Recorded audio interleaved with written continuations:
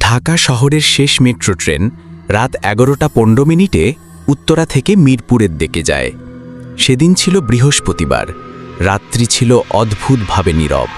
ফাহিম, একজন তরুণ ফটোগ্রাফার, শেষ ট্রেন ধরতে প্ল্যাটফর্মে দাঁড়িয়েছিল। চারপাশে কেউ নেই। ট্রেন এসে থামল, দরজা খুলল, কিন্তু কোচগুলো ছিল একেবারে ফাঁকা। বসে পড়ল ফাহিম। ট্রেন চলতে শুরু করল। হঠাৎ করেই একটা কমলা শাড়ি পরা বয়স্ক মহিলা এসে তার সামনের সিটে বসল। মুখটা অন্ধকারে ঢাকা, কিন্তু চোখজোড়া যেন জ্বলছিল। ফাহিম জিজ্ঞেস করল, আপনি কোথায় নামবেন? কোনো উত্তর নেই।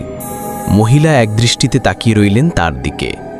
পরবর্তী স্টেশনে ট্রেন থামল, দরজা খুলল, কিন্তু কেউ উঠল না, কেউ নামল না। আশ্চর্যভাবে ওই মহিলা হঠাৎ অদৃশ্য হয়ে গেলেন। ফাহিম চোখ কচলাতে লাগল। ভাবল হয়তো ঘুমে চোখ ঝাপসা হয়েছে। তবে ট্রেনের কাছে তখন ভেতরের আলোয় ফুটে উঠছে এক অদ্ভুত ছায়া, একজন ফাঁসিতে ঝোলা মানুষের ছায়া।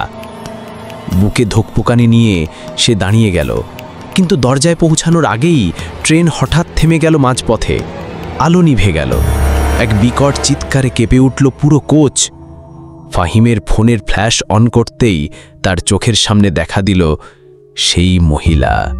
চোখ উল্টানো, মুখ থুবড়ে গেছে, যেন কোনোদিন মৃত্যুর পর থেকে মুখ সোজা হয়নি। ট্রেন চলতে শুরু করল, কিন্তু জানালার বাইরে কিছুই নেই, শুধু অন্ধকার আর ছুটে চলা অজানা ছায়া।